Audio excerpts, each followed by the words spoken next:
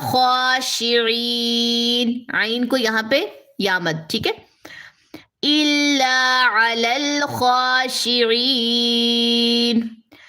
اللہ تعالیٰ یہاں پہ کیا کہہ رہے ہیں کہ اگر تم نے مجھ سے مدد مانگنی ہے تو کیسے مانگو؟ بس اونچا اونچا بولنا شروع کر دو، سوشل میڈیا پہ لکھ دو؟ نہیں، مدد کیسے مانگی جائے گی؟ دو چیزیں ہیں، صبر اور صلاح، اور یہ دونوں کام بہت بھاری ہیں سوائے خشوع کرنے والوں کے، باقی سب لوگوں کے اوپر بھاری ہے۔ اس چیز کے اوپر ذرا تھوڑا سا فوکس کیجئے۔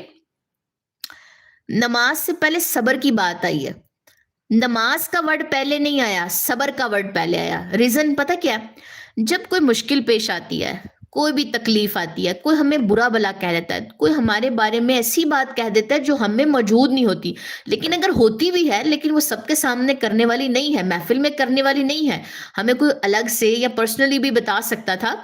تو اب ایک مشکل پیش آئی اور یہ ناگواری کی چیزیں ہیں، یہ تو سب اس چیز سے گزرتے ہیں، فیس کرتے ہیں، اسی سے ہم کہہ لیں ڈیل کرنے کے بعد اپنے آپ کو سٹرونگ بناتے ہیں۔ یہ مشکلیں نہ ہیں، ہم اپنے آپ کو سٹرونگ نہیں بنائیں گے پھر، ٹھیک ہے۔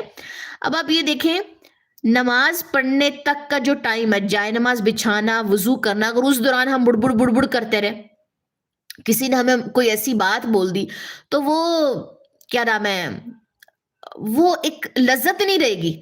تو اللہ تعالیٰ نے پہلے حکم دیا ہے کہ تم نے میرے سے مدد مانگنی ہے، پہلے صبر کرنا، نماز تک آپ نے وضو کرنا ہے، جائے نماز بچھانا، اپنے نماز تک آپ نے صبر کرنا ہے، اور جیسے اللہ اکبر کہیں تو جو معاملہ آپ کے ساتھ پیش آیا نا، وہ معاملہ اور اللہ کے درمیان سے آپ نکل جائیں، وہ معاملہ اللہ کے سپرد کر دیں۔ اللہ تعالیٰ کہہ رہے ہیں وہ معاملہ میرے سپرد کرو، میں اس معاملے کو ہینڈل کروں گا۔ اب وہ ہینڈل کیسے ہوگا؟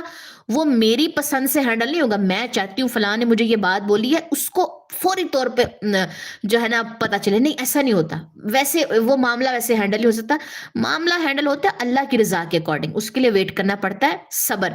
دیکھیں کسی بھی سچویشن سے کسی سچویشن پہ اگر ہم بول پڑے ہیں نا، اس کے بھی آپ نے رزلٹ دیکھے ہوں گے، اور کسی بیڈ سچویشن پہ اگر ہم نے صبر کیا، اس کے بھی آپ نے رزلٹ دیکھے ہوں گے، کہ صبر پہ اتنا دل نہیں کڑتا ہے جتنا دل کے اندر وہ جو گلٹی کڑنا، مطلب جو گلٹی ہوتی ہے، جتنا بول کے بعد میں گلٹی ہوتی، کاش میں نہ بولتی، کاش میں چپ رہ جاتی، اپنا سکون بھی میں نے خراب کیا، ٹھیک ہے۔